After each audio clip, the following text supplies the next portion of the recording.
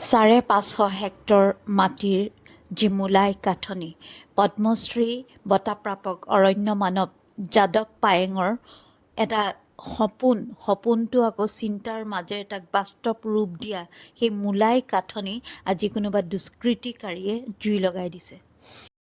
এখন জংঘল বুলি ক'লে তাত অকল গছ নহয়, সেই সেউজীয়া আৰু লগত জীৱ জন্তু পোক পৰুৱা সৰীসৃপ অনেক এখন জীৱ জগত মুঠতে। আৰু গছ নহ'লে জানো মানুহ থাকিব? বাৰে বাৰে কৈছে যাদৱ পায়েঙে, বাৰে বাৰে কৈছে গছৰ কথা, যে চৰায়ে গছ ৰুৱে, বতাহে গছ ৰুৱে, জন্তুৱে গছ ৰুৱে, মানুহে গছ কাটে। গছ কটাটো বাদেই, আৰু মানুহ এতিয়া ইমান ভয়ংকৰ হৈ গৈছে, মানুহে গছ কটা নহয়, একেবাৰে জুই লগাই দিছে। এটা সময়ত আছিল সেই অসুৰৰ বসতি, অসুৰ বধ হৈছিল।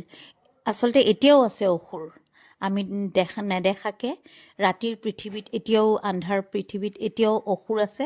সময় হৈছে সেই অসুৰবিলাক বধিব, নহ'লে এনেকৈ মানুহ থকা জংঘল, আজি এখন জংঘল নোহোৱা হ'ব, কাইলৈ এখন নদী নোহোৱা হ'ব।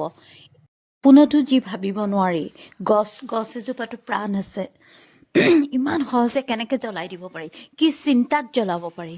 কি সপোন দেখিছে বাৰু? নে ইয়াৰ আঁৰত কিবা ষড়যন্ত্ৰ আছে? ধৰিত্ৰীপুত্ৰ যাদৱ পায়েঙে সেই ঠাইতে পুনৰ সংৰোপণ কৰিব মূলাই কাঠনি।